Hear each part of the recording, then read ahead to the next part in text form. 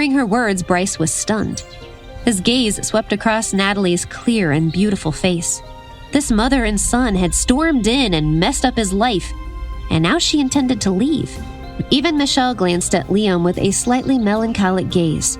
Just as Natalie was about to say goodbye to Bryce, Liam hugged his leg and asked, Mommy, why are we going to England?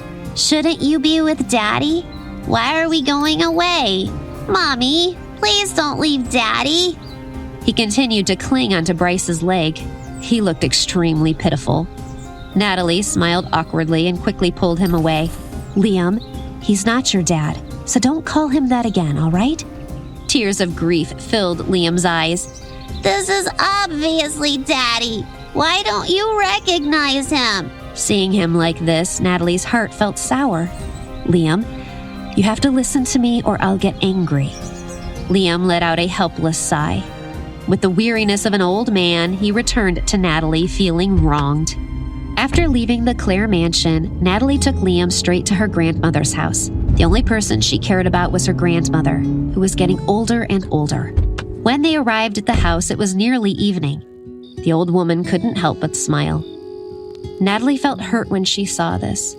In order to control her, her father threatened her grandmother's life. It wasn't safe to leave her grandmother here. She wanted to take her grandmother away with them. Over dinner, she said, Grandma, I came back because I wanted to take you to England. I can take care of you. No need to trouble yourself. And I don't think I'll be able to adjust in a foreign country at this old age. I plan to return to the countryside in a few days. I have relatives there who will look after me. I just want to go back to my roots. Natalie sighed. It was as if a pair of large hands had grabbed her by the throat and were stifling her. But, Grandma, I'm really worried about you. Grandma's wrinkled face smiled.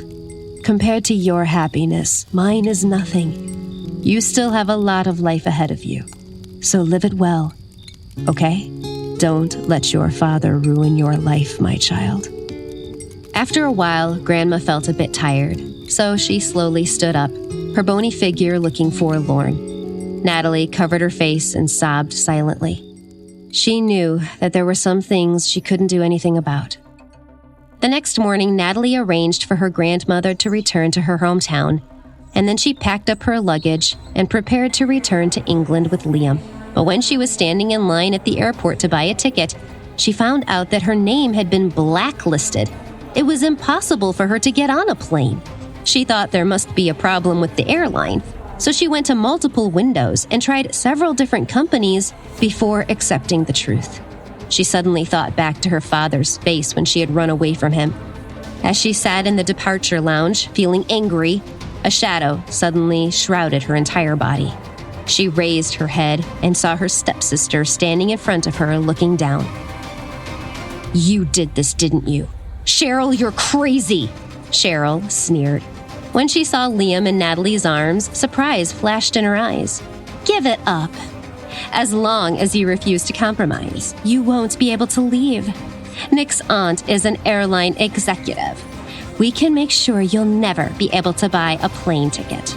Cheryl recalled the hesitation in Nick's eyes when he had first heard her request. Oh yeah, and not only that, Dad has found a way to revoke your residency in England, so you can't go back there. Natalie was so angry that her entire body was trembling. She looked at Cheryl, who was laughing gleefully. You really are going all out to force my hand. You're totally shameless. If Nick sees you like this, do you think he will still love you? Cheryl's eyes glinted unnaturally. You don't have to worry about Nick. You should just concentrate on your situation. I think Evan Wilson is a good person. He's more than enough for you. Have you forgotten that you have a fatherless child? These words stabbed at Natalie's weakest spot. She could no longer control her emotions and chased Cheryl away. Cheryl didn't put up too much resistance. On the contrary, when she saw Natalie trembling with rage, she said proudly, Don't be reckless. Think about it carefully. I'll wait for you to change your mind. Watching Cheryl's retreating back, Natalie grew extremely resentful. At that moment, Liam also felt frightened. Mommy, Don't be angry. Let's ignore that nasty lady.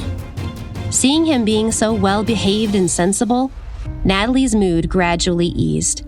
Now that this had happened, she could only resign herself to the fact that she was unable to leave the country and would be forced to settle here.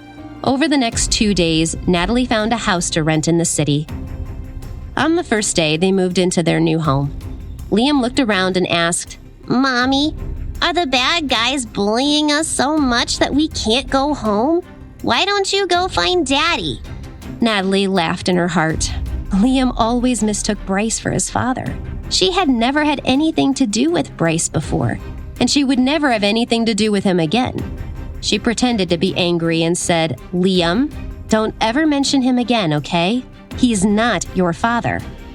In a split second, Liam's expression became very dejected. He lowered his head and did not say a word. Don't be sad, okay? I promise you that you are not a fatherless child. I will help you find your real daddy, okay? Hi, I am Natalie. Want to know my story? Then download the Pocket FM app and listen to the exciting episodes of The Return Now.